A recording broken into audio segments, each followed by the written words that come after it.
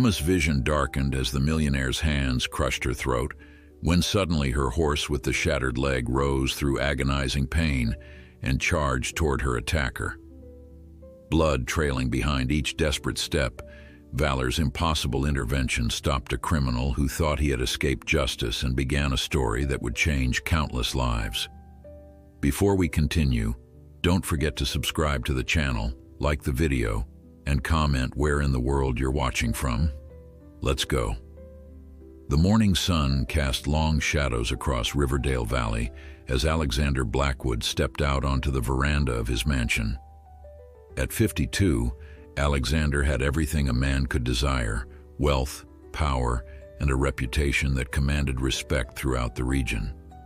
His investment firm had made him millions, his charitable donations had earned him accolades, and his polished appearance graced the covers of business magazines.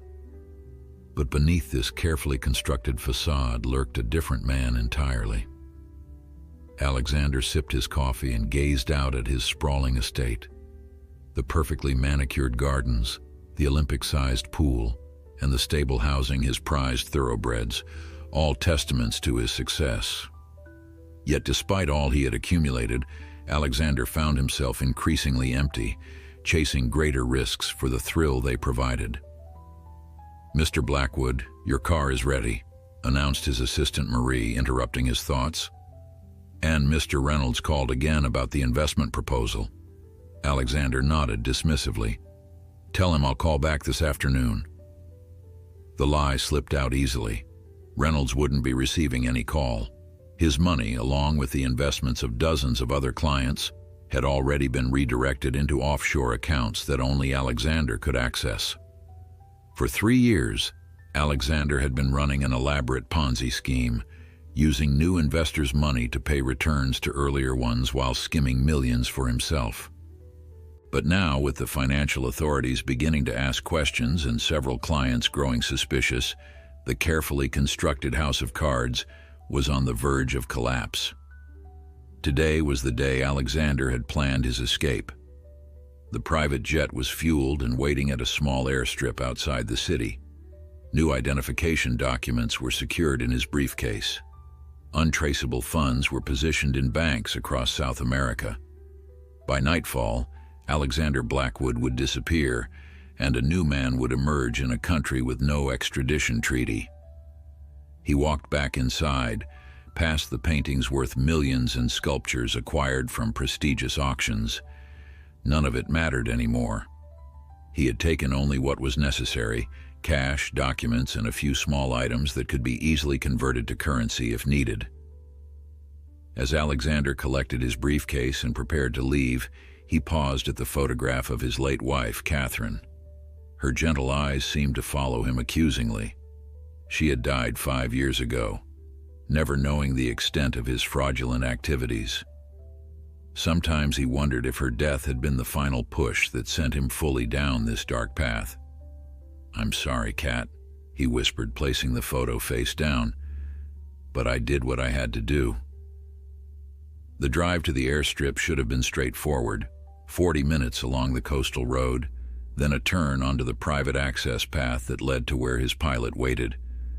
Alexander drove his sleek black Mercedes himself, wanting to avoid any witnesses. The morning was clear, the road relatively empty, and for the first time in months, he felt a sense of relief. Soon, this would all be behind him. Miles away, in a modest farmhouse at the edge of Riverdale Valley, Emma Sullivan was already hours into her day. At 28, Emma ran a small animal rescue, dedicating her life to saving abandoned and injured creatures. The work was difficult and the pay non-existent, but Emma found purpose in nursing broken beings back to health. That morning, she had received an urgent call about an injured horse found alongside the coastal road. Without hesitation, Emma loaded her medical supplies into her old pickup truck and set out to find the animal. The horse was exactly where the caller had described, a magnificent chestnut thoroughbred with a white blaze down his face, lying on his side near a ditch. As Emma approached slowly, she could see the animal was in pain, his breathing labored. one leg clearly broken. Blood matted his coat where the bone had torn through skin. "Hey there, beautiful," Emma whispered, kneeling beside the horse. His eyes, filled with fear and pain, met hers. "I'm going to help you." The thoroughbred's racing saddle was still partially attached, though damaged. A numbered cloth was tangled around his neck. He had clearly escaped from the racetrack 10 miles away. Emma gently removed the identifying material and examined the injury. The break was severe, the kind that would typically lead owners to euthanize a horse. But Emma saw something in those large, expressive eyes, a will to live that she couldn't ignore. With gentle words and careful movements, she administered pain medication and called for backup. It would take specialized equipment to move the injured animal, and Emma knew exactly who to call. Within an hour, her friend Jacob arrived with a horse trailer that had been modified for emergency rescues. "Emma, you know the chances aren't good," Jacob said quietly as they prepared to move the horse. "That's a compound fracture. Even if we get him to safety, the recovery—" "I know," Emma replied, stroking the horse's neck. "But he deserves a chance. Look at him, Jacob. He's fighting." Together, they carefully maneuvered the injured thoroughbred into the trailer. The horse nickered weakly in pain despite the medication, but seemed to understand they were trying to help. Emma climbed into the trailer beside him, continuing to comfort the animal during the journey back to her farm. "I'm going to call you Valor," she whispered to the horse, "because that's what you've got, and we're going to get through this together." Back on the coastal road, Alexander Blackwood was making good time. The closer he got to the airstrip, the lighter he felt. He turned on the radio, scrolling through stations until he found classical music. Vivaldi's Spring filled the car as he accelerated around a curve. It happened in an instant. A deer bounded onto the road, freezing in the Mercedes headlights. Alexander swerved instinctively, losing control on the gravel shoulder. The car spun, tires screaming against the pavement before crashing through the guardrail. The world turned upside down as the luxury vehicle tumbled down the embankment, finally coming to rest against a tree with a sickening crunch of metal. Silence followed. The only sound was the continuing melody from the car's stereo, now eerily distorted. Alexander hung suspended by his seatbelt, blood trickling from a cut on his forehead. His briefcase had burst open, sending papers and stacks of cash fluttering throughout the vehicle and out the shattered windows. With shaking hands, he unbuckled himself, falling awkwardly against the roof of the inverted car. Pain shot through his leg, but adrenaline kept him moving. He had to recover those documents, that money. He had to reach the airstrip. Everything depended on it. Alexander crawled from the wreckage, his expensive suit torn and bloodied. He began frantically gathering the scattered contents of his briefcase, shoving cash and documents into his pockets. The sound of approaching vehicles sent panic through him. He couldn't be discovered. Not now. Not when freedom was so close. Limping away from the crash site, Alexander headed into the woods that bordered the road. His injured leg throbbed with each step, but fear drove him forward. He would circle back to the road further ahead, find another vehicle somehow. The plan could still work. It had to work. As he pushed deeper into the woods, Alexander had no idea that his path was about to cross with a broken horse named Valor and the woman who had decided to save him, despite all odds. Meanwhile, Emma had successfully transported Valor to her farm and settled him in the largest stall, converted into a recovery space with soft bedding and support structures to help keep the injured horse comfortable. The local veterinarian, Dr. Martinez, had arrived and was examining the fracture. "It's not good, Emma," Dr. Martinez said quietly. "But it's not impossible either. With surgery, proper supports, and months of rehabilitation, there's maybe a 30% chance he could recover enough to live comfortably. He'll never race again, of course." Emma nodded, her hand never leaving Valor's neck. "Then we give him that chance." whatever it costs. Dr. Martinez smiled sadly. I know better than to argue with you. I'll make arrangements for the surgery tomorrow. For tonight, keep him comfortable and monitor him closely. As the doctor left, Emma settled on a stool beside Valor, prepared for a long night of vigilance. You're safe now, she whispered to the horse, and tomorrow, we fight. Little did she know that miles away, a desperate man was fighting his own battle, one that would soon bring their worlds violently together in ways neither could imagine. Night fell over Riverdale Valley, bringing with it a gentle rain that whispered against the barn roof. Emma remained by Valor's side, speaking softly to the injured thoroughbred as she monitored his condition. The horse's eyes, though clouded with pain, followed her movements with remarkable awareness. There was an intelligence there that touched Emma deeply, a silent communication that transcended words. You're quite the fighter, aren't you? She murmured, carefully adjusting the temporary splint Dr. Martinez had applied. Valor nickered softly in response, his ears flicking toward her voice. Just rest now. Tomorrow will be a new day. Meanwhile, Alexander Blackwood had spent hours stumbling through the darkening woods, his initial panic giving way to calculated determination. The crash had left him with a badly sprained ankle and numerous cuts, but nothing that would prevent his escape.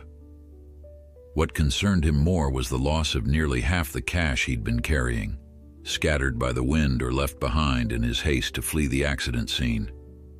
When the rain began, Alexander took shelter beneath a large oak tree, his once immaculate suit now torn and mud-stained.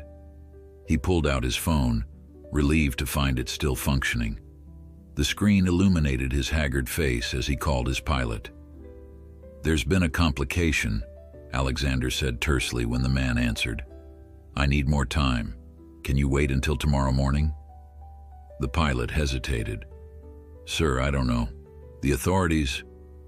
I'll pay you double, Alexander interrupted. Just be ready at dawn. After ending the call, Alexander assessed his situation. He was lost, injured, and the rain was getting heavier. He needed shelter for the night and a way to reach the airstrip by morning. Opening his phone's map application, he oriented himself. To his surprise, he wasn't far from a small cluster of buildings that appeared to be a farm. Perhaps he could find what he needed there, shelter, possibly even transportation. With renewed purpose, Alexander limped through the rain toward what he hoped would be his salvation. Back at Emma's farm, the night progressed slowly. Every hour, she checked Valor's vitals and adjusted his medication as needed. Around midnight, the horse became restless, his breathing more labored. Emma recognized the signs of increasing pain and administered another dose of analgesic, her hands steady despite her growing concern. Easy, boy, she soothed, stroking his neck. Just a few more hours until Dr. Martinez returns. A noise outside the barn caught her attention, something beyond the steady patter of rain. Emma frowned, listening intently. Living alone on the outskirts of town had taught her to be cautious. The sound came again, closer this time, footsteps heavy and uneven. Emma reached for the baseball bat she kept near the barn door, her heart racing. She considered calling for help, but the nearest neighbor was over a mile away and the local sheriff would take at least 20 minutes to arrive. She was on her own. Stepping into the small office area adjacent to the stalls, Emma positioned herself beside the door and waited, grip tightening on the bat. The barn door creaked open, allowing a gust of rain-laden wind to sweep inside. A shadow appeared, tall and distinctly male. Alexander Blackwood stood in the doorway, water streaming from his ruined clothes. His eyes, adjusting to the dim light of the barn, didn't immediately notice Emma. He took a limping step forward, relief washing over him at finding shelter from the storm. Don't move, Emma commanded, stepping into view with the bat raised. Who are you and what are you doing on my property? Alexander froze, his mind racing to craft a convincing story. Please, he said, his voice deliberately weakened. I've had an accident. My car went off the road several miles back. I've been walking for hours trying to find help. Emma didn't lower the bat, but her expression softened slightly. The man before her was clearly injured. His limp was genuine, and blood mixed with rainwater on his face. Still, something about him set off warning bells in her mind. His clothes, though damaged, were expensive. And despite his disheveled appearance, he carried himself with an authority that seemed out of place for someone who had just survived a traumatic accident. There's a phone in the house, she said cautiously. You can call for help. Alexander nodded gratefully, though internally he cursed his bad luck. A call for help was the last thing he needed. Thank you. I don't mean to impose, but I'm soaked through. Is there somewhere I could dry off first? Emma hesitated, then gestured toward a small bathroom near the office. In there are clean towels on the shelf. I'll get you some water. She lowered the bat but kept it within reach. What's your name? James. Alexander lied smoothly. James Wilson. As he limped toward the bathroom, Alexander noticed the horse in the nearby stall. Even to his untrained eye, the animal was clearly injured, its leg immobilized in a makeshift splint. Something about the thoroughbred tickled his memory, but he dismissed the thought, focusing instead on his immediate needs. Once inside the small bathroom, Alexander locked the door and leaned against the sink, examining his reflection in the spotted mirror. The man who stared back was almost unrecognizable, hair plastered to his skull, a gash across his forehead, designer stubble now genuine from hours without a razor. He looked like a man on the run, which was precisely what he needed to disguise. Using the towels, he cleaned himself as best he could, rinsing the blood from his face and hands. His ankle throbbed painfully, but he forced himself to put weight on it, knowing he couldn't afford to appear too injured. He needed this woman to trust him enough to leave him alone, at least for a few minutes. Long enough to find car keys, or at the very least, a phone charger to revive his dying battery. When Alexander emerged from the bathroom, Emma was standing beside the injured horse, speaking to it in low, reassuring tones. She turned as he approached, offering a bottle of water and a wary look. Thank you, he said, accepting the water. That's a beautiful animal. What happened to him? Someone left him to die, Emma replied, her voice hardening. He was thrown from the track when he broke his leg. Instead of getting him proper care, they abandoned him on the side of the road. Alexander nodded sympathetically, though he felt nothing for the horse's plight. People can be cruel. What will happen to him now? Surgery tomorrow if he makes it through the night, then months of rehabilitation. Emma's eyes softened as she looked at Valor. He has a fighting spirit, though. I believe he'll make it. As if understanding her words, Valor nickered softly, his intelligent eyes shifting between Emma and the stranger. The horse's gaze lingered on Alexander, and for a moment the man felt an inexplicable chill. It was as if the animal could see through his carefully constructed lies, recognizing something dark within him. Alexander turned away, unsettled. About that phone. Of course, Emma said. The house is just across the yard. We should get you to a hospital for that ankle. They stepped out into the rain, which had lightened to a gentle drizzle. Emma led the way, glancing back occasionally to make sure her unexpected visitor wasn't having trouble keeping up. Alexander followed, his mind racing with possibilities. The farm was isolated, the woman alone. Perhaps fate had delivered him the perfect opportunity after all. Inside the modest farmhouse, Emma directed Alexander to a chair at the kitchen table and handed him a cordless phone. I'll get you some ice for that ankle while you make your call. As she turned toward the freezer, Alexander glanced around the room, quickly locating what he was looking for. Car keys hanging on a hook near the door, and beside them, a purse that likely contained a wallet with cash and possibly credit cards. His eyes darted to Emma's back, calculating. One swift move and he could have what he needed. The airstrip was perhaps 10 miles away, manageable in her vehicle, even with his injured ankle. But before he could act, his attention was drawn to a newspaper on the table. His own face stared back at him from the front page, alongside the headline, "Prominent investor Alexander Blackwood sought for questioning in massive fraud case." The investigation had moved faster than he'd anticipated. His carefully planned disappearance was now a very public manhunt. Emma turned back, ice pack in hand, and saw Alexander staring at the newspaper. Something in his expression must have changed, because wariness crept back into her eyes. "Is everything all right, Mr. Wilson?" she asked, the last name emphasized just slightly, as if she was beginning to doubt it. Alexander forced a smile. "Yes, just reading the headlines. Bad news sells, doesn't it? Thank you for the ice." As Emma handed him the pack, their fingers brushed, and in that moment, Alexander made his decision. He couldn't risk being recognized. He needed to act now. Alexander's smile didn't reach his eyes as he pressed the ice pack to his ankle. His mind raced, calculating his next move. The clock on Emma's kitchen wall showed 1:37 a.m. Dawn was still hours away, but he needed to act soon. Every minute he spent in this farmhouse increased the risk of discovery. "Have you made your call yet?"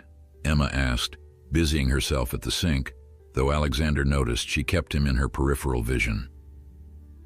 "I was just about to," he replied, lifting the phone. Instead of dialing, he set it down on the table. "Actually, could I trouble you for something to eat first? I haven't had anything since this morning." The request was designed to turn her back to him again, giving him the opportunity he needed. Emma hesitated, her instincts clearly at war with her natural compassion. "Sure," she finally said, turning toward the refrigerator. "I can make you a sandwich." As soon as her back was turned, Alexander silently rose from his chair, ignoring the pain shooting through his ankle. 3 quick steps would bring him to the keys, and from there, freedom was just a short drive away. He moved forward, reaching for the hook where the keys hung tantalizingly close. The floorboard beneath his foot creaked loudly in the quiet kitchen. Emma whirled around, a knife clutched in her hand. Their eyes met, and in that moment, all pretense vanished. She saw the truth in his face, the desperation, the calculation, the danger. "Step back," she commanded, her voice surprisingly steady. "Now." Alexander raised his hands in a placating gesture, though his eyes remained cold. "Let's not do anything rash. I just need your car for a few hours. I'll have it returned to you." Emma's gaze flicked to the newspaper on the table, then back to him. Recognition dawned in her eyes. "You're him, aren't you? Alexander Blackwood, the man they're looking for." Alexander's jaw tightened. The game was up. "Give me the keys," he demanded, dropping all pretense of friendliness. "I don't want to hurt you, but I will if necessary." Emma gripped the knife tighter. "You stole from people, destroyed their lives, and now you think you can just walk away?" "You don't understand," Alexander growled, taking a step toward her. "Those people were greedy. They wanted returns that weren't possible through legitimate means. They were complicit in their own downfall." "And that justifies stealing their life savings?" Emma challenged, backing toward the door that led to the yard. "Taking advantage of their trust?" Alexander lunged suddenly, knocking the knife from Emma's hand and grabbing her wrist. She cried out in pain as he twisted her arm behind her back, his other hand clamping over her mouth. "Where are your car keys?" he hissed into her ear. "Tell me now, and this ends easily." Emma struggled against his grip, managing to bite down hard on the hand covering her mouth. Alexander cursed, releasing her momentarily. It was all the opening she needed. She broke free and bolted through the door into the yard, rain still falling lightly around them. Alexander pursued her, limping but driven by desperation. Emma sprinted toward the barn, hoping to reach the phone in her office, or at least find something to defend herself with. The wet grass made her footing treacherous, and halfway across the yard she slipped and fell hard. Before she could rise, Alexander was upon her, hauling her up by her jacket. "Enough games," he snarled, his face inches from hers. "I've worked too hard to let someone like you ruin everything." Emma fought back, clawing at his face and landing a solid kick to his injured ankle. Alexander howled in pain, but didn't release her. Instead, he backhanded her across the face with enough force to send her sprawling back onto the muddy ground. Dazed, Emma tried to crawl away, but Alexander grabbed her again. This time, there was murderous intent in his eyes. His hands found her throat, pressing down with increasing pressure. "I'm sorry it came to this," he said, his voice eerily calm despite the violence of his actions. "But I can't leave witnesses." Emma struggled against his grip, her vision beginning to darken at the edges. She fought desperately, her hands pushing against his chest, her legs kicking out uselessly. Her lungs burned for air that wouldn't come. In her fading consciousness, a single thought remained. Valor was waiting for her. He needed her to survive. With her last reserves of strength, Emma reached up and gouged at Alexander's eyes. He jerked back reflexively, loosening his grip just enough for her to gasp a precious breath of air. She rolled away from him, coughing violently, crawling toward the barn that now seemed impossibly far away. Alexander recovered quickly, his face twisted with rage. He lunged after her, grabbing her ankle and dragging her back. Emma's fingers dug into the mud, desperate for purchase, for anything that might help her escape. "You just won't make this easy, will you?" Alexander growled, flipping her over to face him again. Emma spat in his face. "People like you always underestimate people like me." Inside the barn, Valor had grown increasingly agitated. The sounds of struggle outside had the injured horse attempting repeatedly to stand, despite the pain from his broken leg. His instincts told him something was wrong. The human who had shown him kindness was in danger. With a tremendous effort, Valor pushed himself upright, standing shakily on 3 legs, the injured one barely touching the ground. The pain was excruciating, but a new determination had taken hold of the thoroughbred. He began moving toward the barn door, which Emma had left partially open when she led Alexander to the house. Outside, the struggle continued. Alexander had Emma pinned to the ground again, his hands returning to her throat. This time, her resistance was weaker, her body betraying her as oxygen deprivation took its toll. "I built everything from nothing," Alexander was saying, his voice strangely conversational despite his violent actions. "Do you have any idea what it takes to create an empire? The sacrifices required? I won't let it all be for nothing." Emma could no longer respond, could barely hear him through the rushing sound in her ears. The world was fading to pinpoints of light in a sea of darkness. Her hands, which had been fighting against him, fell limply to her sides. The sound of the barn door creaking open barely registered in Alexander's consciousness. It wasn't until he heard the labored breathing and the uneven thuds of hooves on wet ground that he looked up. Valor stood just outside the barn, his massive frame silhouetted against the dim light from inside. Despite his injury, the horse held himself with a dignity that was almost regal. His eyes, reflecting the minimal light, seemed to glow with an inner fire as they fixed on Alexander. For a moment, the financier was frozen in disbelief. The horse should not have been able to stand, let alone walk. Yet here it was, advancing slowly toward them, clearly in pain, but driven by some powerful instinct. Alexander released Emma, who rolled to her side, gasping desperately for air. He stood backing away from the approaching horse. "Get back!" he shouted, as if the animal could understand him. "Get back in the barn!" Valor continued his approach, each step a testament to his will. The thoroughbred's muscles trembled with the effort of remaining upright, but his focus never wavered from the man who had attacked his caretaker. Emma, still fighting to regain her breath, managed to push herself up onto her elbows. Through blurred vision, she saw Valor approaching and felt a surge of both gratitude and fear. "No," she croaked, her voice barely audible. "Your leg. Go back." But Valor seemed to understand something that transcended his own pain. With newfound energy, he increased his pace, moving into an awkward three-legged trot directly toward Alexander. The financier turned to run, but his injured ankle betrayed him. He stumbled, falling hard onto the muddy ground.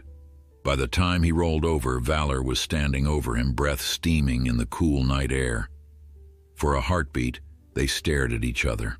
The thoroughbred with his intelligent, determined eyes, and the man who had built his fortune on deception. Then, with deliberate precision, Valor raised his injured front leg, the one with the splint, and brought it down hard on Alexander Blackwood's chest. The blow wasn't delivered with the horse's full weight. That would have been fatal, but with enough force to drive the air from Alexander's lungs and pin him momentarily to the ground. The message was clear. The horse would protect Emma, even at the cost of his own suffering. Alexander struggled beneath the pressure, genuine fear in his eyes for the first time. Valor nickered softly, almost a warning, and shifted his weight to bring more pressure to bear. "Valor," Emma called, her voice stronger now as she struggled to her feet. "Valor, it's okay. I'm okay." The horse's ears flicked back toward her voice, but his eyes remained fixed on Alexander. Only when Emma placed a gentle hand on his neck did Valor finally step back, allowing the financier to scramble away. Alexander scrambled backward through the mud, his eyes never leaving the horse that had inexplicably come to Emma's defense. His chest throbbed where Valor's hoof had connected, each breath bringing a sharp stab of pain that suggested at least one broken rib. Fear, an emotion he had rarely experienced in his meticulously controlled life, now coursed through him in waves. Emma stood shakily beside Valor, one hand on the horse's neck for support, the other gingerly touching the bruises forming on her throat. Despite her ordeal, her eyes burned with a fierce determination as she stared down at Alexander. "You're not going anywhere," she rasped, her voice damaged but resolute. "Except to jail." Alexander's mind raced through his limited options. The woman was still weak from his attack. The horse, while surprisingly mobile, was severely injured and unlikely to chase him. If he could just reach the farmhouse and get those keys. "Don't even think about it," Emma warned, as if reading his thoughts. She reached into her pocket and pulled out her cell phone. "I'm calling the sheriff." Alexander lunged to his feet, ignoring the sharp pain in his ankle and chest. He had to stop her from making that call. But as he moved toward Emma, Valor shifted protectively in front of her, ears flattened against his head in warning. The thoroughbred's teeth were bared, his powerful body tense despite his injury. Recognizing the futility of another confrontation, Alexander changed direction, sprinting awkwardly toward the edge of the property. He could hear Emma behind him, her voice urgent as she spoke into the phone, describing his appearance and direction. It didn't matter. He would find another way out, another vehicle to commandeer. His escape might be messy now, but it wasn't impossible. It couldn't be. The rain had stopped, but the ground remained treacherously slick. Alexander stumbled repeatedly as he made his way across the field toward the road, each fall sending fresh waves of pain through his injured body. Behind him, he could hear Emma's voice growing fainter with distance. She wasn't pursuing him. Smart woman, he thought bitterly. She knew the authorities would handle it now. When he reached the road, Alexander paused to catch his breath and assess his situation. The farm was more isolated than he had initially realized, with no other houses visible in either direction. Dawn was still hours away, and the rural road was deserted.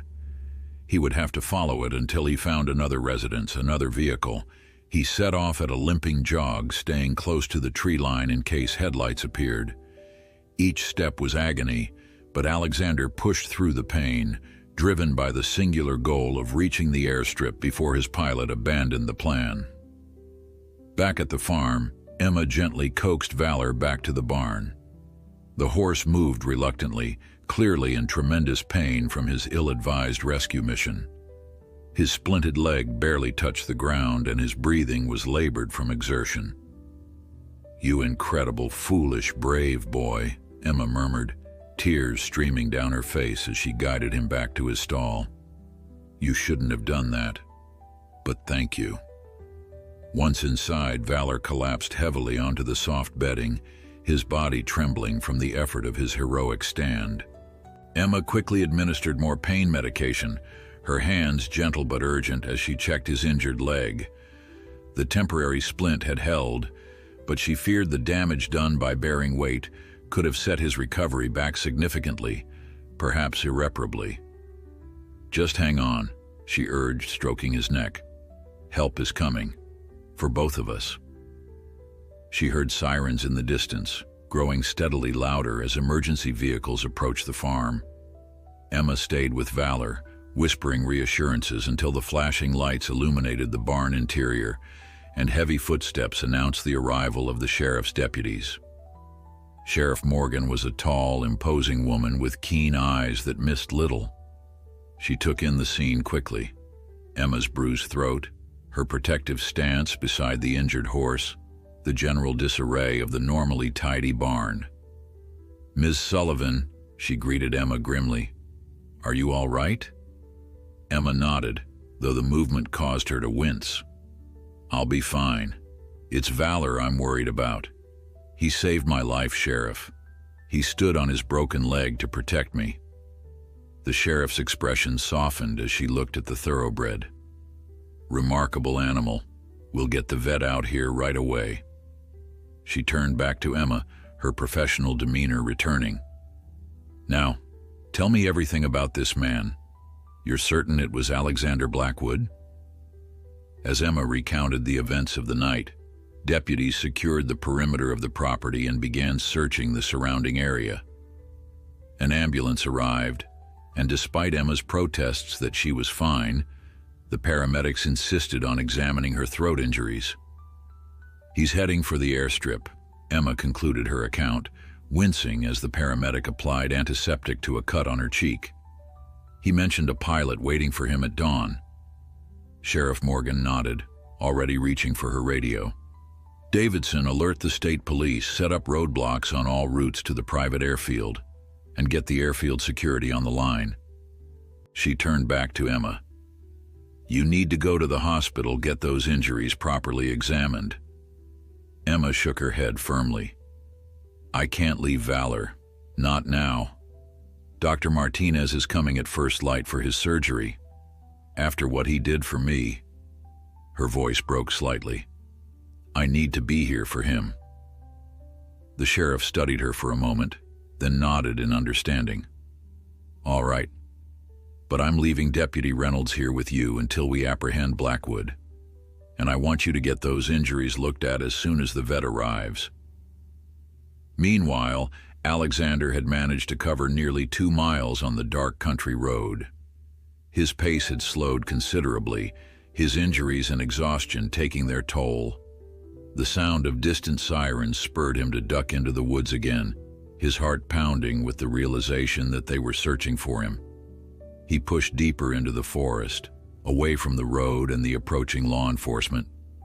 The night was his ally now, concealing his movements as he navigated by the dim light of his phone screen. The battery was critically low, but he needed the map to orient himself toward the airstrip. After another hour of difficult progress through the dense undergrowth, Alexander emerged at the edge of a small clearing. In the center stood a modest cabin, dark and seemingly unoccupied. Hope surged through him as he approached cautiously, searching for signs of habitation. The cabin appeared to be a weekend retreat, currently empty. A quick circuit of the building revealed an old pickup truck parked at the rear. Alexander tried the door, locked. Desperation fueling his actions, he smashed the side window with his elbow and unlocked the door from inside. A search of the cabin yielded what he was looking for, keys hanging on a hook by the door. The pickup's engine roared to life on the first try. Alexander allowed himself a moment of relief as he pulled away from the cabin and onto a narrow dirt track that would eventually connect with the main road. His plan was adapting, messier than he'd intended, but still viable. The sky to the east was beginning to lighten imperceptibly. Dawn was approaching, and with it, his chance for escape. He drove cautiously at first, headlights off to avoid detection, navigating by the growing pre-dawn light. Once he reached the paved road, he accelerated, pushing the old truck as fast as it would go. The airstrip was less than 30 minutes away now. Freedom was still within reach. The roadblock appeared suddenly around a bend, police cruisers with lights flashing, officers with weapons drawn. Alexander cursed, swerving violently to avoid the barricade. The truck fishtailed on the damp pavement, nearly spinning out before he regained control. Instead of stopping, he accelerated again, veering onto the shoulder to bypass the roadblock. Gunshots rang out, warning shots fired into the air. Alexander ducked instinctively but kept driving, the truck now rattling ominously as he pushed it beyond its limits. In his rearview mirror, he could see police vehicles pulling out in pursuit, their sirens wailing. The chase continued for several tense minutes, the old truck no match for the police cruisers in speed or handling. When the road forked, Alexander took the less obvious path, hoping to lose his pursuers long enough to abandon the vehicle and continue on foot. The truck bounced violently as the paved road gave way to gravel, then dirt. He was moving away from the airstrip now, but he had no choice. The truck rounded a sharp curve, and suddenly there was nothing but open air ahead. Alexander slammed on the brakes, but it was too late. The vehicle skidded over the edge of a steep embankment, becoming airborne for one heart-stopping moment before crashing down the slope in a series of violent impacts. When the truck finally came to rest at the bottom of the ravine, Alexander was barely conscious. Blood trickled from a gash in his forehead, and his already injured ribs screamed in agony. Through the shattered windshield, he could see the flashing lights of police vehicles stopping at the top of the embankment.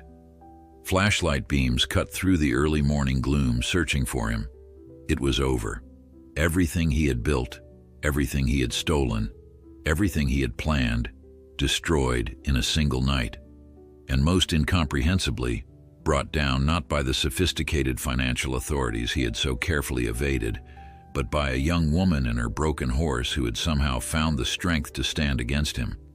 As the officers made their way carefully down the slope toward the wrecked truck, Alexander Blackwood closed his eyes, the image of Valor's determined gaze still burning in his memory. Dawn broke over Riverdale Valley, painting the sky in soft pinks and golds that belied the drama of the night before. At the county hospital, Alexander Blackwood sat handcuffed to a bed in the secure wing, his injuries being treated under the watchful eyes of 2 deputies. The financier's face was a mask of stony resignation, his eyes fixed on some distant point beyond the hospital walls.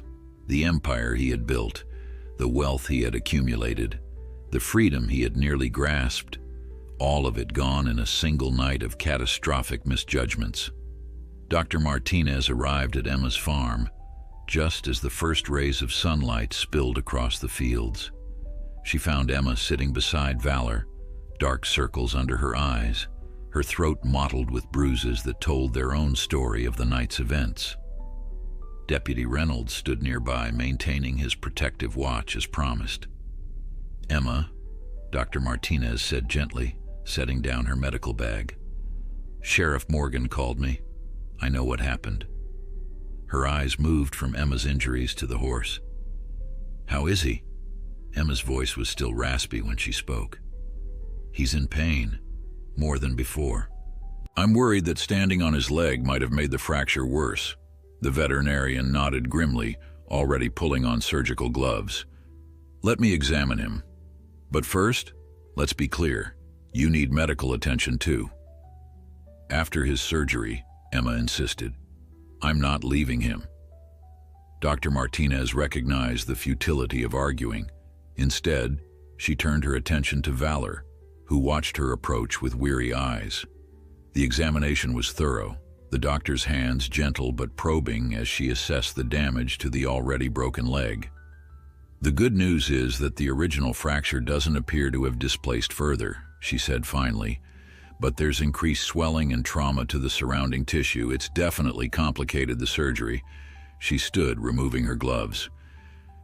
I need to be honest with you, Emma. The chances for a full recovery were already slim. After last night, she paused, choosing her words carefully. We should discuss whether surgery is still the best option. Emma's face hardened. What are you saying? I'm saying that sometimes the kindest choice is to end suffering, Dr. Martinez replied gently. Given the additional trauma and the decreased likelihood of recovery. No, Emma interrupted, her voice cracking with emotion. He fought to save my life. I won't give up on him now. She placed a protective hand on Valor's neck. He's proven he has the will to live, to fight. We owe him the same fight in return. Dr. Martinez studied the determined young woman for a long moment, then nodded. All right, but you should know that the recovery will be even more difficult now, longer, more painful with no guarantees. I understand, Emma said, but Valor deserves that chance. While Dr. Martinez prepared for surgery, Emma sat beside Valor, whispering reassurances. The thoroughbred's eyes, though clouded with pain, remained focused on her as if drawing strength from her presence. When the doctor administered the sedative, Emma stayed until Valor's eyes drifted closed and his breathing deepened. The surgery was complex and lengthy. Emma paced outside the barn, refusing to leave even to have her own injuries treated. Deputy Reynolds eventually convinced her to let a paramedic examine her on site, resulting in a neck brace and strict instructions for follow-up care. Still, she wouldn't leave the farm until she knew Valor had survived the procedure. 3 hours later, Dr. Martinez emerged from the barn, her surgical gown stained with blood, exhaustion evident in the slump of her shoulders. He made it through, she announced, removing her mask. I've stabilized the fracture with pins and a plate. There was more damage than I initially thought, but nothing insurmountable. The next 48 hours will be critical. Emma's relief was palpable. Can I see him? Dr. Martinez nodded. He'll be unconscious for a while longer, but yes, you can sit with him. Just remember, this is only the beginning of a very long road. Inside the barn, Valor lay on his side in the recovery stall, his leg now encased in a more substantial cast. His breathing was steady, his magnificent body temporarily stilled by anesthesia. Emma settled beside him on a bale of hay, prepared to maintain her vigil for as long as necessary. Meanwhile, at the county sheriff's office, Alexander Blackwood was being processed after receiving medical clearance from the hospital. His designer clothes had been exchanged for an orange jumpsuit, his carefully maintained appearance disheveled by injury and defeat. Sheriff Morgan observed him through the one-way glass as her deputies took his fingerprints and photograph. Quite a fall from grace, commented Agent Reeves, who had arrived from the FBI Financial Crimes Division. One of the biggest Ponzi schemes we've seen since Madoff, and he gets caught because of a horse with a broken leg. You couldn't make this stuff up. Sheriff Morgan nodded thoughtfully. The horse is the real hero here. Without him, we might be looking at a murder investigation instead of just fraud and assault. The way Ms. Sullivan described it, that animal saved her life at significant cost to himself. How is the horse doing? Reeves asked. Touch and go, from what I understand. The vet performed surgery this morning.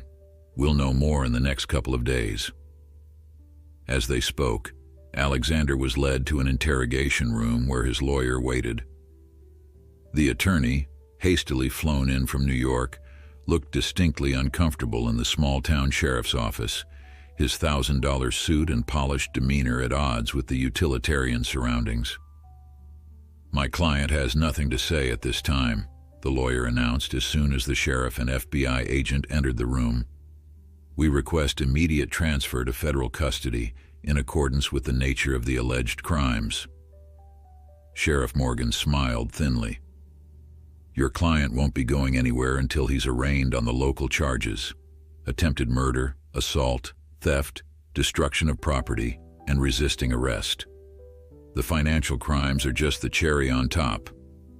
Alexander remained silent, his eyes downcast. The fight had gone out of him, replaced by a cold calculation of his limited options. His lawyer leaned in to whisper something, but Alexander shook his head slightly. The game was over. Back at the farm, word of the previous night's events had begun to spread through the small community. By midday, neighbors started arriving with food, offers of assistance, and heartfelt concern for both Emma and Valor. The local feed store owner promised a month's supply of premium feed at no cost. The blacksmith volunteered to craft a specialized support shoe for when Valor was ready. Even the town's elderly florist appeared with a wreath of herbs known for their healing properties, insisting it be hung in Valor's stall. Emma, overwhelmed by the outpouring of support, accepted their kindness with tearful gratitude. She had always kept to herself, focused on her rescue work rather than social connections. Now, she found herself embraced by a community that recognized courage and compassion in both her and her injured horse. Late that afternoon, Valor began to stir from the anesthesia. Emma, who had finally been convinced to rest on a cot nearby, was immediately at his side. The thoroughbred's eyes opened slowly, disoriented and dull with pain despite the medication flowing through his system. "Hey there, hero," Emma whispered, stroking his neck gently. "You're going to be okay. We both are." Valor's ears flicked toward her voice, recognition dawning in his intelligent eyes. He nickered softly, the sound weak but undeniably acknowledging her presence. Emma felt tears spring to her eyes again, but this time they were tears of hope rather than fear or pain. Dr. Martinez, who had returned to check on her patient, watched the interaction with a smile. "That's a good sign. He's alert, responsive to your voice." "He knows he's home," Emma said simply. As evening fell, the story of Valor's heroism had spread beyond the boundaries of Riverdale Valley. A reporter from the regional newspaper arrived, asking for details about the horse that had stopped a criminal and saved a woman's life. Emma, protective of Valor's recovery, declined an interview but allowed a single photograph to be taken from a distance. What none of them realized was how quickly that image, of a bandaged woman sitting beside a cast-wrapped horse, would capture the public imagination, transforming a local incident into a story that would touch hearts across the nation. The week following Valor's surgery brought challenges that tested both the horse's resilience and Emma's determination. Every day was a delicate balance of medication management, wound care, and the painstaking work of keeping a 1,000-pound animal comfortable while immobilized. Dr. Martinez visited daily, monitoring the thoroughbred's progress with cautious optimism. "His vitals are stable, and the incision is healing nicely," she told Emma on the 5th day post-surgery. "But remember, we're still in the danger zone for infection or complications." Emma nodded, dark circles under her eyes testifying to her round-the-clock vigilance. She had barely left the barn since Valor's surgery, sleeping on the cot that neighbors had brought in, taking only brief breaks when volunteers came to spell her. "He seems more alert today," she observed as Valor watched them with bright, attentive eyes. "And he ate all his breakfast this morning." Dr. Martinez smiled. "Those are excellent signs. His will to recover is remarkable." Outside the barn, another kind of challenge was developing. The single photo that Emma had allowed of Valor had indeed captured public imagination, spreading from the local paper to regional news, then exploding across social media platforms. The story was irresistible. A horse with a broken leg somehow finding the strength to save his caretaker from a notorious financial criminal. By the end of the week, Emma's driveway was regularly lined with news vans and reporters hoping for updates or interviews. The sheriff's department had been forced to station a deputy at the entrance to the property, keeping the media at a respectful distance to prevent disruption to Valor's recovery. Emma, overwhelmed by the attention, delegated all media interactions to Jacob, who had a natural ease with reporters and a protective instinct toward both Emma and Valor. He provided carefully curated updates, always emphasizing that Valor's recovery was far from certain and that the horse needed peace and quiet. Despite these efforts, the story continued to grow. National morning shows ran segments on the hero horse of Riverdale Valley. Animal welfare organizations reached out offering support and recognition. Children sent hand-drawn get-well cards for Valor, which Emma carefully taped to the walls of his stall. Even more surprising was the impact the story was having on Alexander Blackwood's victims. Many had lost their life savings to his elaborate fraud, facing financial ruin with little hope of recovery. But as Valor's story spread, it became intertwined with their narratives of loss and resilience. One morning, Emma received a call from Agent Reeves of the FBI. "Ms. Sullivan," he began, "I hope I'm not interrupting Valor's care." "No, it's fine," Emma replied, stepping outside the barn to take the call. "What can I do for you, Agent Reeves?" "I wanted to let you know about something unexpected that's happening. Some of Blackwood's victims have started a recovery fund, not for themselves, but for Valor." Emma was stunned. "For Valor? But they're the ones who need help." "That's what makes it remarkable," Reeves explained. "They're saying that Valor's fight to recover, despite the odds, has given them hope. They see him as a symbol of justice and resilience. The fund is growing rapidly. They want to ensure he gets the best care possible, no matter the cost." Emma leaned against the barn wall, overwhelmed by this new development. "I don't know what to say." "You don't need to say anything," Reeves assured her. "Just focus on helping that remarkable horse heal. But I thought you should know that his impact extends far beyond your farm." After the call ended, Emma returned to Valor's stall, seeing him through new eyes. The thoroughbred greeted her with a soft nicker, apparently unaware of his growing fame or the symbol of hope he had become to people he would never meet. "You're changing lives, Valor," she whispered, stroking his sleek neck, "far beyond what you did for me that night." Meanwhile, in the county courthouse, Alexander Blackwood's legal proceedings were underway. The disgraced financier sat impassively as the judge denied bail, citing both the severity of the charges and the clear flight risk he presented. His lawyer's arguments about his client's standing in the community fell on deaf ears. That standing had been irreparably damaged by both his financial crimes and his violent assault on Emma. As Alexander was led from the courtroom back to his cell, a reporter shouted a question that cut through the general commotion. "Mr. Blackwood, do you have any comment about the horse that stopped your escape?" For the first time since his capture, a flash of genuine emotion crossed Alexander's face, a complex mixture of disbelief, anger, and something that might almost have been respect. He said nothing, but the question lingered in his mind long after he was returned to his cell. How had it come to this? His carefully constructed empire, his meticulous escape plan, his very freedom, all undone by an injured animal that should never have been able to stand, let alone confront him. The irony was almost too much to bear. Back at the farm, Valor faced a new milestone in his recovery. 2 weeks after surgery, Dr. Martinez determined it was time for the thoroughbred to attempt standing for brief, controlled periods. It was a critical step, too soon, and the hardware stabilizing his fracture might fail. Too late, and muscle atrophy would threaten his long-term mobility. "We'll use the sling system," Dr. Martinez explained to Emma, pointing to the apparatus that had been installed above Valor's stall.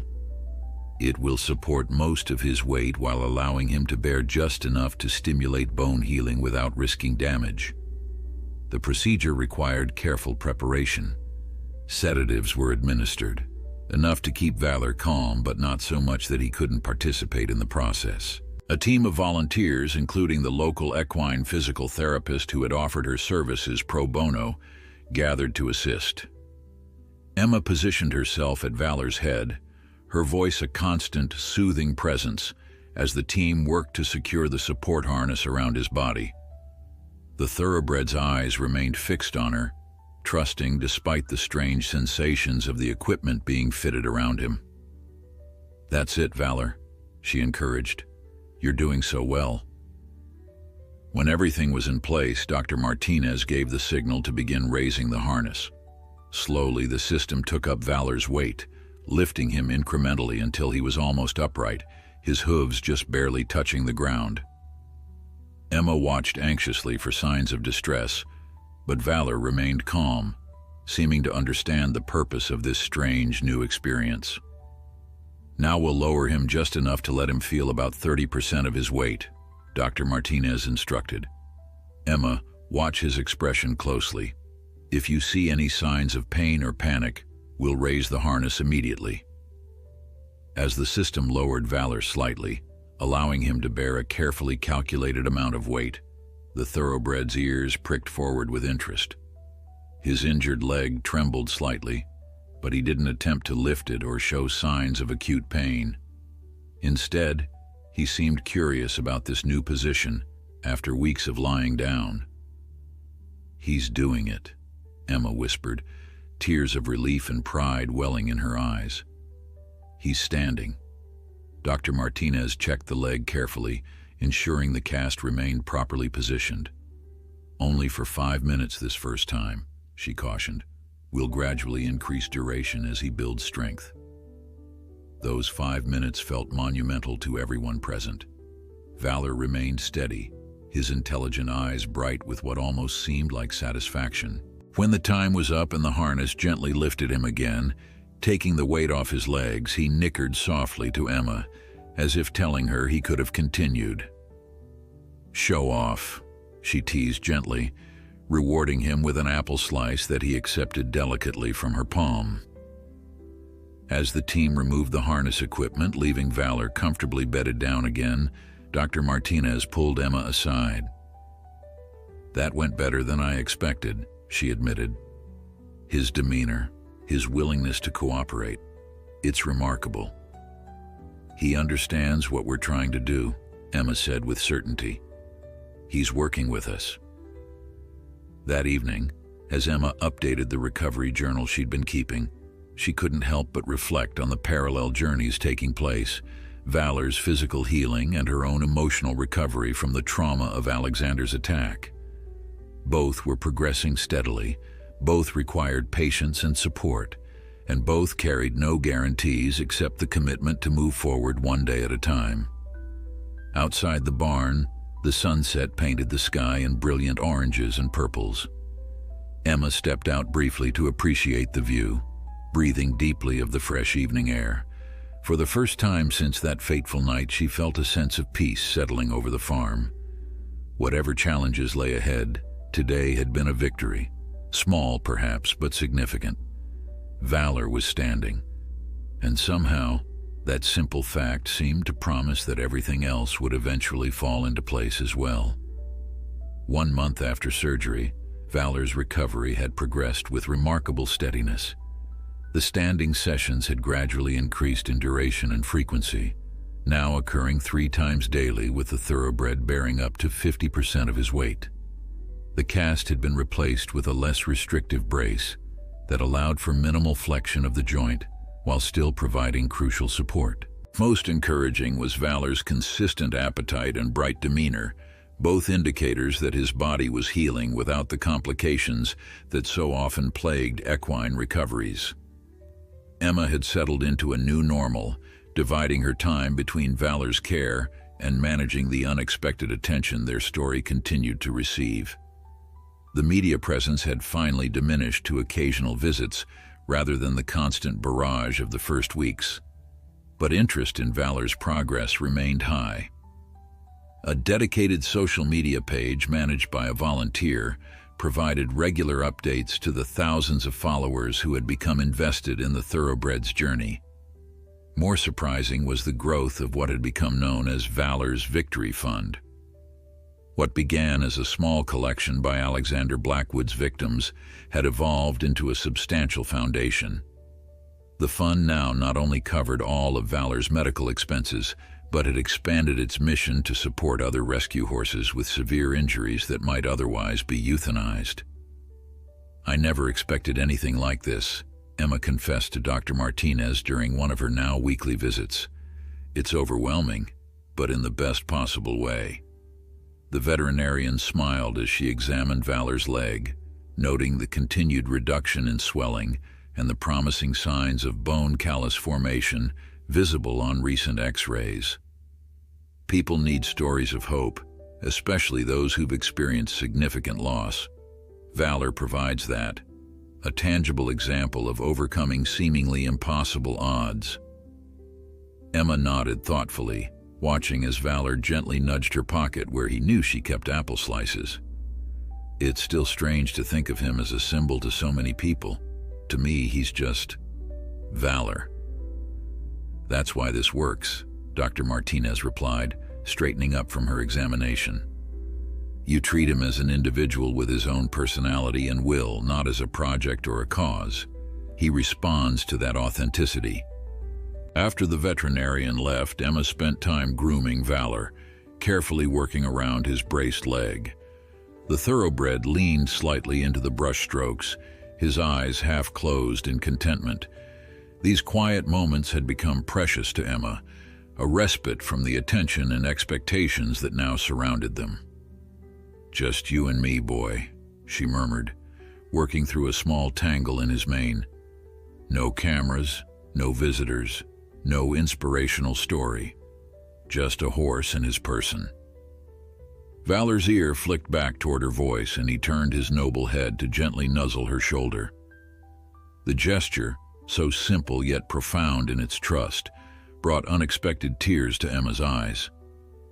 In saving her life that night, Valor had forged a connection that transcended the usual bonds between human and animal. They had protected each other when it mattered most, and that shared experience had created something unbreakable between them.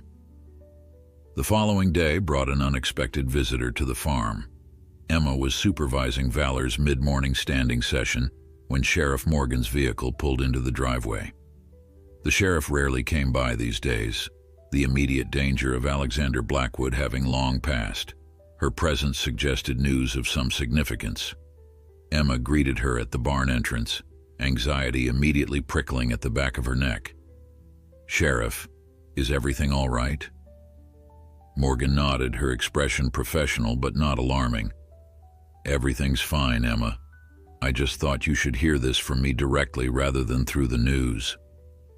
She glanced toward Valor, who was watching them curiously from his supported position in the sling.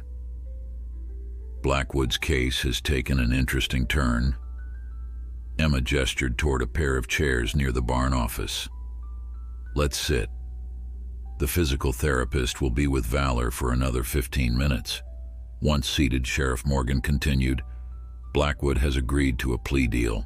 He'll plead guilty to the financial crimes and the assault charges in exchange for a slightly reduced sentence." Emma's brow furrowed. "How reduced?" "He's still looking at a minimum of 20 years, the sheriff assured her. "At his age, that's likely to be a life sentence. The prosecutors are satisfied it's a good outcome. It spares the victims a lengthy trial and ensures restitution begins immediately."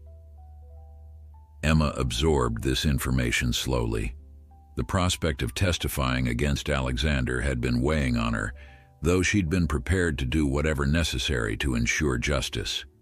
A guilty plea would eliminate that necessity while still holding him accountable. "There's something else," Sheriff Morgan added, her tone shifting slightly.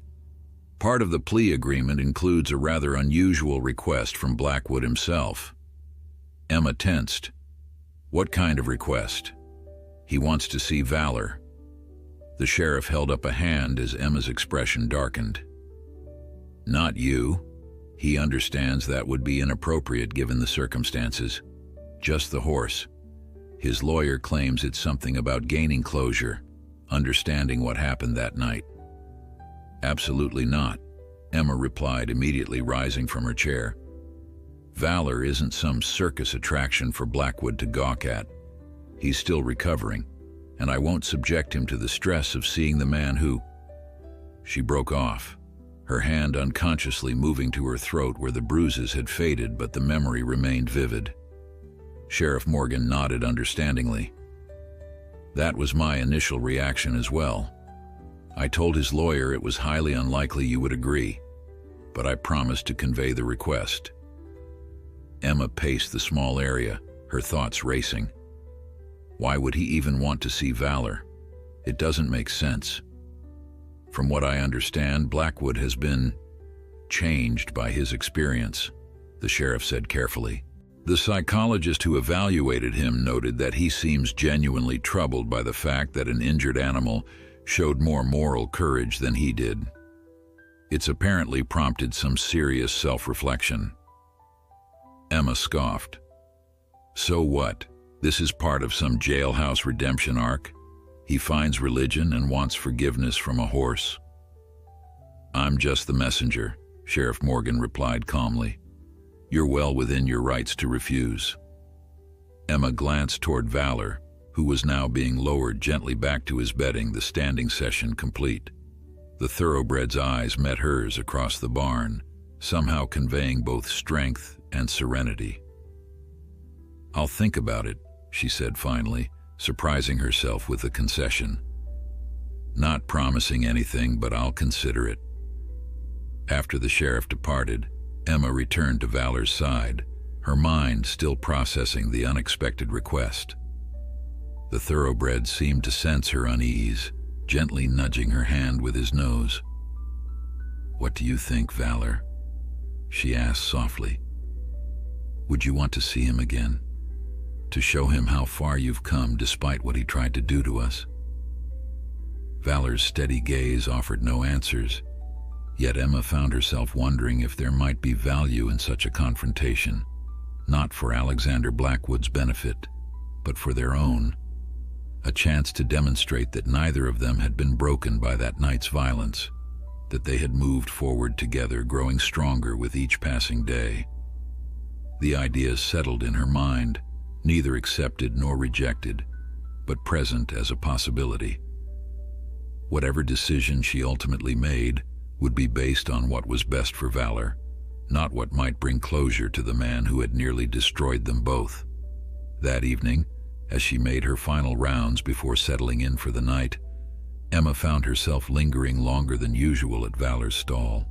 The thoroughbred stood quietly at the feed trough, his injured leg carefully positioned to minimize weight-bearing even as he ate. His recovery was progressing faster than anyone had dared hope, each small victory building toward the ultimate goal of a pain-free, mobile life. You continue to surprise everyone, don't you? Emma murmured, running her hand along his sleek neck. Even me sometimes. Valor turned his head toward her, a piece of hay dangling comically from his lip.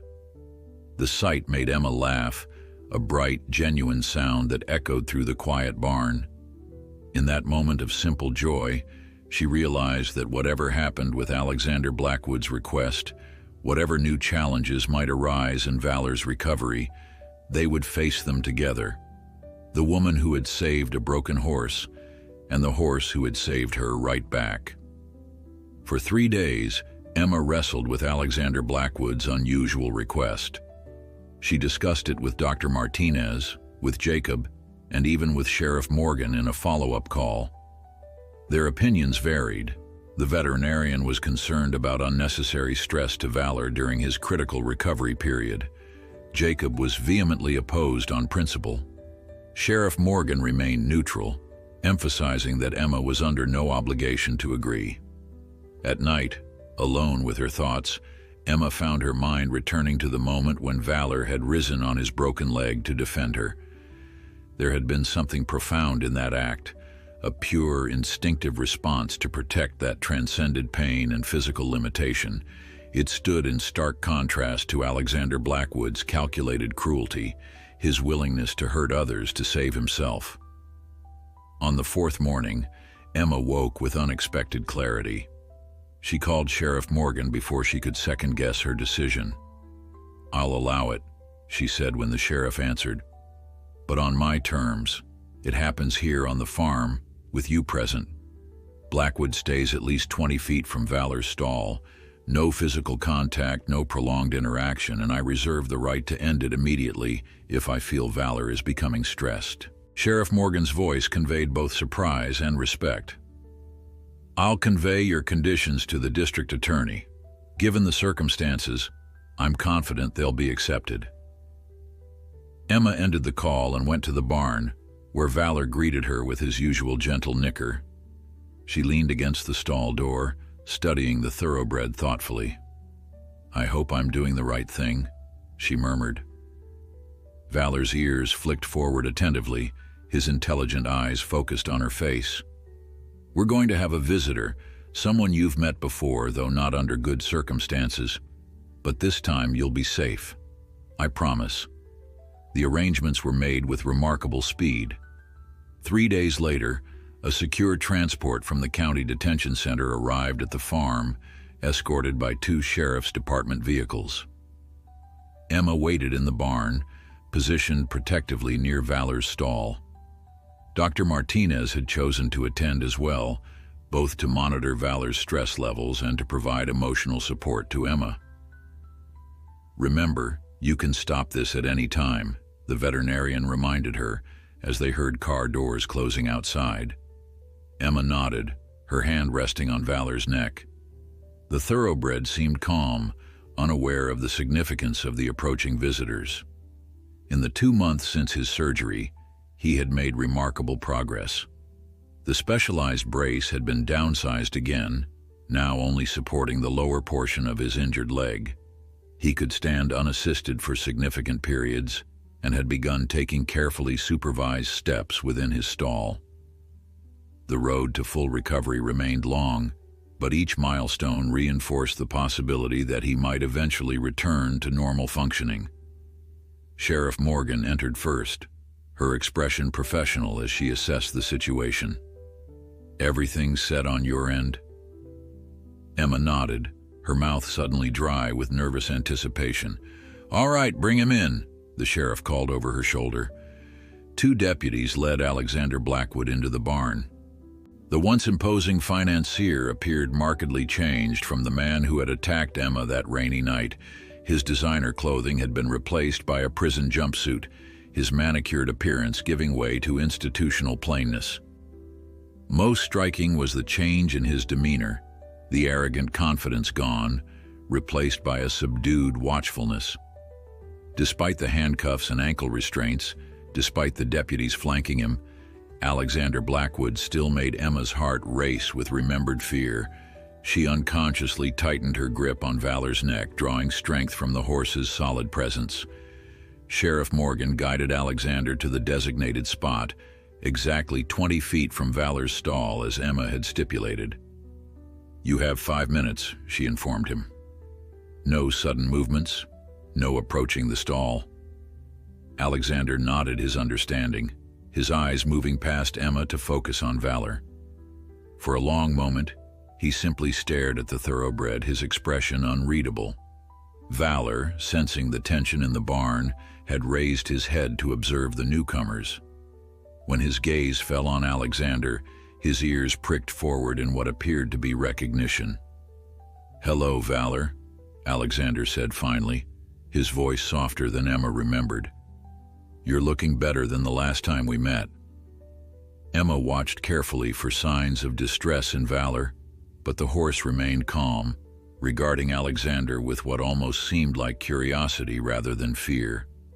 It was as if the thoroughbred understood that the man now posed no threat, contained as he was by both physical restraints and the consequences of his actions. "I've thought about you a lot," Alexander continued, addressing the horse directly. about what you did that night." He paused, seeming to struggle with his next words. "I've had plenty of time to think in my cell, about choices, about what makes us who we are." Emma remained silent, surprised by the genuine reflection in Alexander's tone. This wasn't the performance of a man seeking advantage or sympathy. It appeared to be something more authentic. "You shouldn't have been able to stand on that leg," Alexander said, shaking his head slightly. "The pain must have been excruciating, but you did it anyway to protect her." He glanced briefly at Emma before returning his gaze to Valor. "You chose to endure pain for someone else's sake. I've spent my life avoiding pain, avoiding consequences, at any cost, even if others had to suffer instead." Valor shifted his weight, his injured leg carefully positioned to minimize pressure. The movement drew Alexander's attention to the specialized brace supporting the healing limb. "Will he recover fully?" he asked, directing the question to Dr. Martinez. "It's still too early to say with certainty," the veterinarian replied, her professional tone masking any personal feelings about addressing the man who had attacked Emma. "But his progress has exceeded our expectations. There's reason for optimism." Alexander nodded, seeming genuinely pleased by this assessment. He turned back to Valor, who continued to watch him with that same steady, evaluating gaze. "I'm glad," he said simply. "What I did that night was unforgivable. But knowing that you're healing, that you've become something meaningful to so many people." He trailed off, then squared his shoulders slightly. "I wanted to see that for myself, to know that something good came from my failures." Emma found herself unexpectedly moved by the sincerity in Alexander's voice.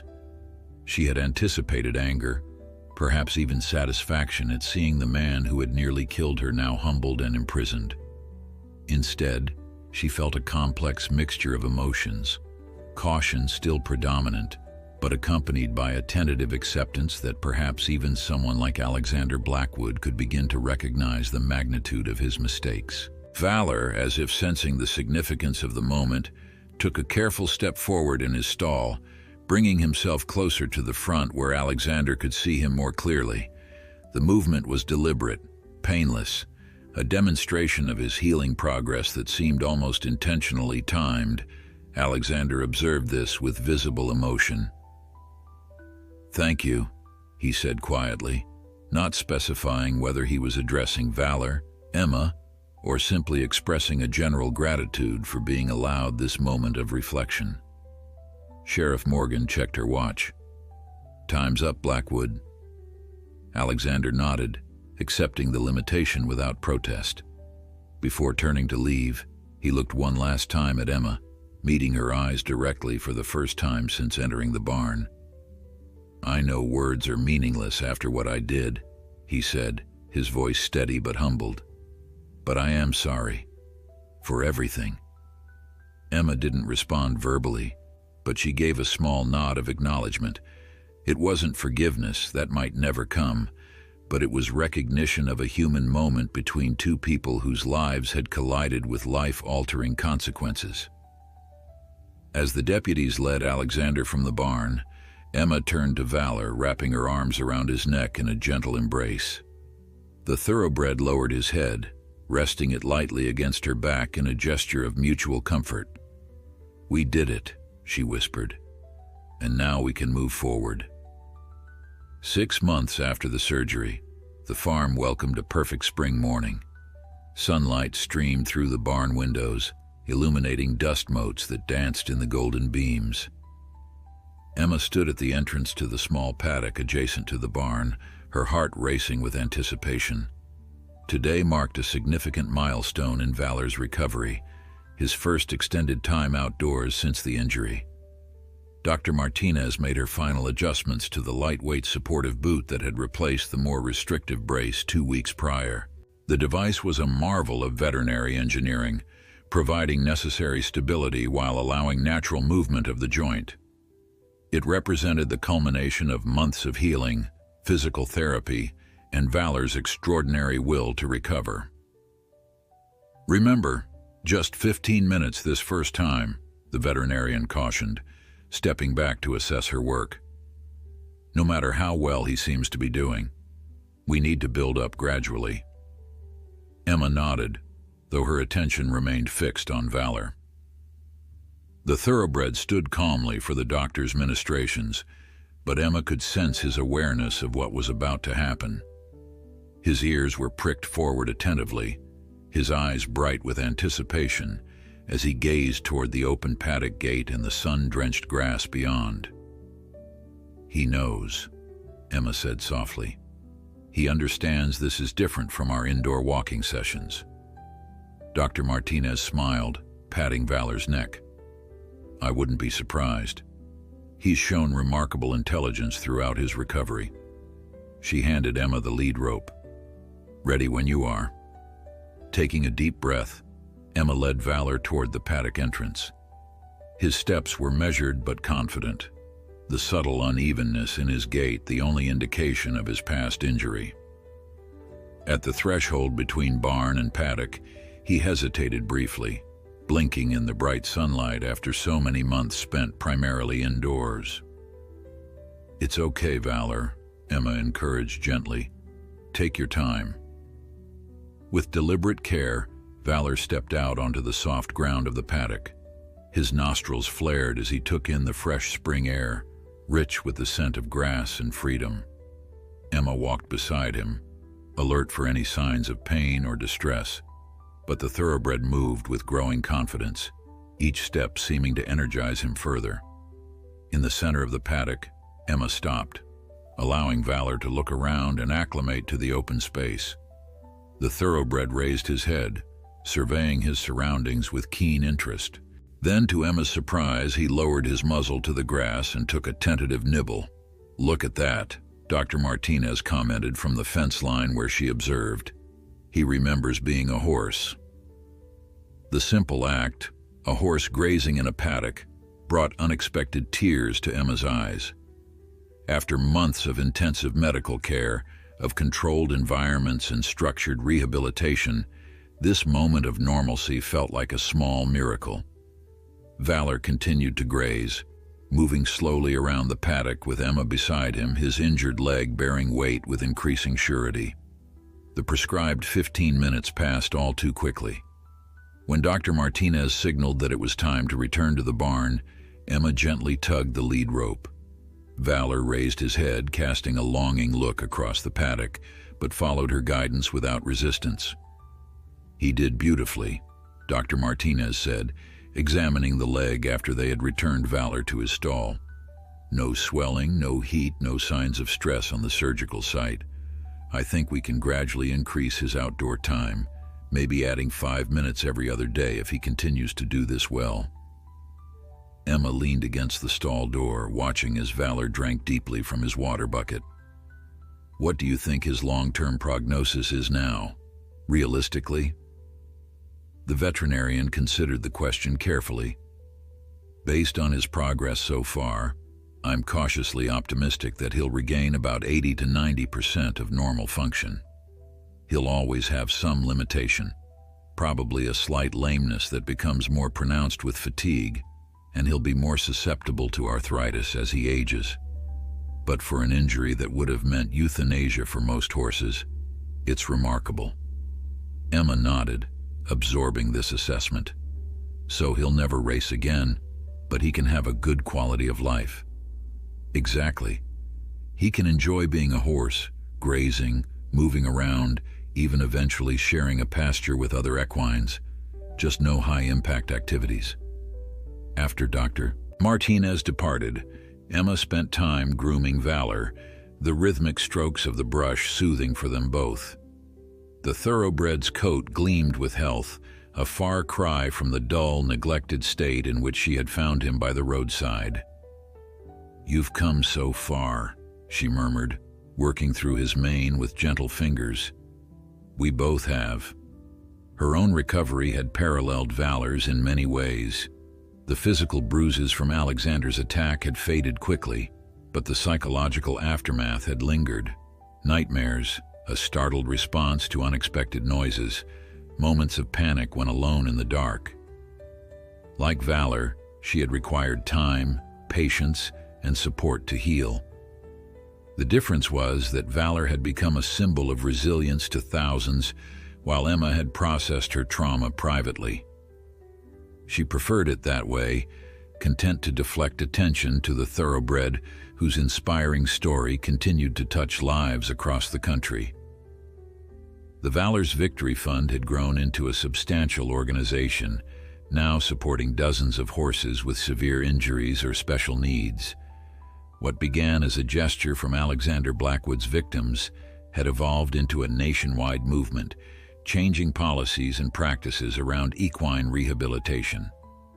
Horses that might once have been deemed not worth saving were now being given second chances, their inherent value recognized beyond their utility or performance capabilities. As if sensing her reflective mood, Valor gently nudged Emma's shoulder. She smiled, offering him an apple slice from her pocket. "You've changed so many things," she told him, as he lipped the treat from her palm. "Not just for me, but for horses everywhere. Not bad for someone who was abandoned by the side of the road." The following week brought another visitor to the farm, one far more welcome than Alexander Blackwood had been. Agent Reeves from the FBI arrived on a bright Tuesday morning carrying a leather portfolio and a broad smile. "Ms. Sullivan," he greeted Emma warmly. "I hope I'm not interrupting." "Not at all," she replied, leading him toward the paddock where Valor was now enjoying 30 minutes of outdoor time each morning. "We're just finishing up Valor's grazing session." The agent's eyes widened at the sight of the thoroughbred moving comfortably around the enclosure, the supportive boot on his formerly broken leg the only visible sign of his ordeal. "Remarkable," he murmured. "The last time I saw him, he was still confined to his stall." Emma nodded proudly. "He's exceeded everyone's expectations. Dr. Martinez calls him her miracle patient." "That's actually related to why I'm here," Reeves said, his expression turning more serious. "As you know, we've been working to recover and liquidate Blackwood's assets to provide restitution to his victims. It's been a complex process. He had money hidden in accounts all over the world." Emma listened attentively, unsure how this related to Valor, but curious nonetheless. "The good news is that we've recovered significantly more than initially anticipated," Reeves continued. "All verified victims will receive at least 70% of their lost investments, which is virtually unheard of in these cases." "That's wonderful," Emma said sincerely. "Those people deserve to get their lives back." "Indeed. But here's where it gets interesting." Reeves opened his portfolio and removed a formal-looking document. Alexander Blackwood had one final asset that he initially concealed from investigators: a thoroughbred racehorse valued at over $200,000. Emma frowned, not immediately making the connection. "The horse was reported lost after an injury," Reeves continued, watching her face closely.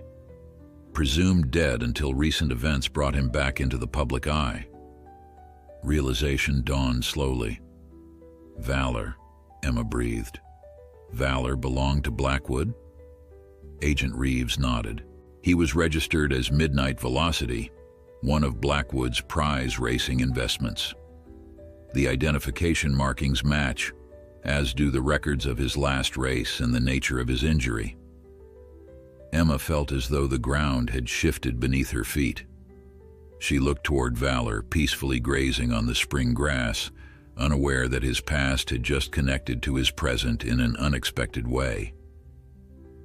"What does this mean?" she asked, her voice barely audible. Agent Reeves regarded Emma with unexpected gentleness, seemingly aware of how profound this revelation was for her. "Technically, as Blackwood's asset, the horse should be liquidated along with his other properties, with proceeds going to the victim's restitution fund." Emma felt her heart constrict painfully. The thought of losing Valor, of him being sold to strangers after everything they had been through together, was unbearable. She looked toward the paddock where the thoroughbred continued grazing peacefully, unaware that his future hung in the balance once again. However, Reeves continued, this is where things get interesting. When Blackwood learned that Midnight Velocity was the same horse that stopped his escape, he made a rather unusual request through his attorney. He handed Emma the document he had been holding. This is a legal transfer of ownership, signed by Blackwood and approved by the court. He's relinquishing all claim to the horse, specifically directing that ownership be transferred to you, with no compensation required. Emma stared at the document in disbelief. He's giving Valor to me? Why would he do that? His attorney conveyed that Blackwood considers it a form of personal restitution, not for his financial crimes, but for the harm he caused you directly. Reeves adjusted his tie, seeming slightly uncomfortable with the emotional aspects of the situation. Apparently, your meeting with him made quite an impact. He mentioned something about the horse having chosen its rightful owner already. Emma's fingers trembled slightly as she held the document. The legal language blurred before her eyes, but the signatures at the bottom were clear. Alexander Blackwood's precise handwriting, a judge's official approval, and a line awaiting her own signature. There's one additional element, Reeves added. Blackwood established a trust fund for the horse's ongoing medical care, drawing from personal assets that weren't directly connected to the fraud. The victims' committee unanimously approved this unusual arrangement, many citing the symbolic importance of Valor's recovery to their own healing process. Emma looked up, overwhelmed. I don't know what to say. You don't need to decide immediately, Reeves assured her. Take time to think about it. Though I should mention that if you choose not to accept ownership, Valor would be sold at auction, and there's no guarantee where he might end up. Emma's decision required no deliberation. She walked to a nearby fence post, spread the document flat, and signed her name with unwavering certainty. There's nothing to think about. Valor belongs here. He always will. Reeves nodded, not surprised. I'll file this with the court today. Congratulations, Ms. Sullivan. You're now the legal owner of a very special horse. After the agent departed, Emma returned to the paddock. Valor raised his head as she approached, nickering softly in greeting. She wrapped her arms around his neck, breathing in his familiar scent. You were his, she whispered, and now you're officially mine. Though I think we both know you've been making your own choices all along. 1 year to the day after Valor's surgery, Emma opened the farm gates to the public for the first time. The Valor's Victory celebration had been organized by volunteers and supporters to commemorate the thoroughbred's remarkable recovery and to officially launch the expanded mission of the Valor's Victory Foundation. The farm had been transformed for the occasion. Educational booths lined the driveway, staffed by equine rehabilitation specialists sharing information about advances in treatment options for severely injured horses. Children gathered around a painting station, creating colorful pictures for the Get Well Soon gallery that had become a fixture in Valor's barn.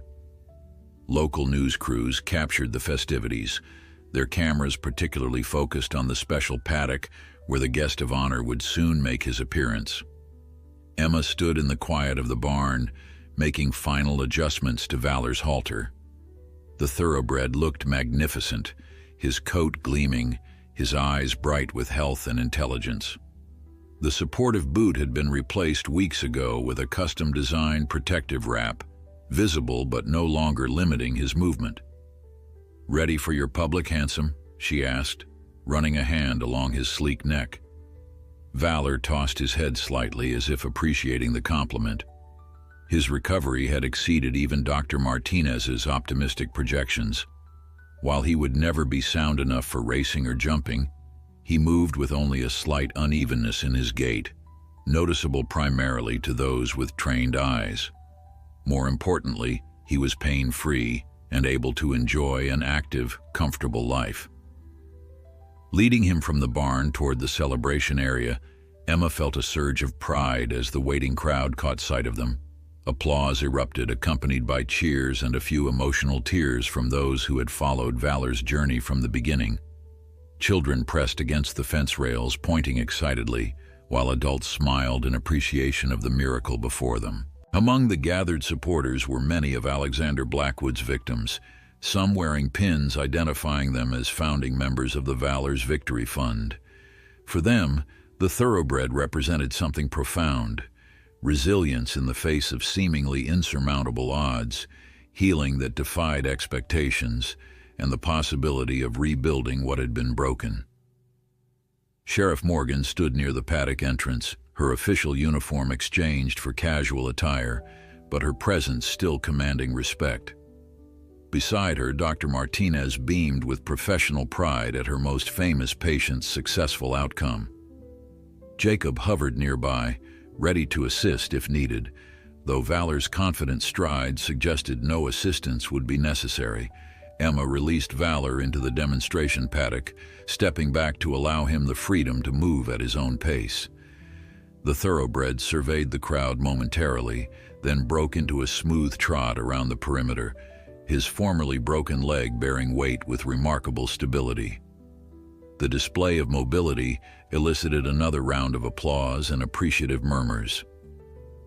"Ladies and gentlemen," announced the Foundation's newly hired director through a microphone, "this is what your support has made possible.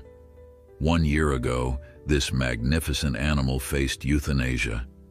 Today, he's not only walking and running, but has inspired a movement that has already saved over 50 other horses with severe injuries." As the director continued outlining the Foundation's achievements and future goals, Emma watched Valor with quiet satisfaction. The thoroughbred had completed his circuit of the paddock and now stood near the fence where children eagerly extended their hands with carrot pieces. With gentle delicacy, he accepted their offerings, his ears pricked forward attentively. This was Valor's true victory, not just his physical recovery, remarkable though it was, but his transformation from a disposable commodity to a being valued for his intrinsic worth. His story had challenged the prevailing mindset that injured horses were simply lost investments, replacing it with recognition of their capacity for healing and their right to compassionate care. For Emma, the journey had been equally transformative.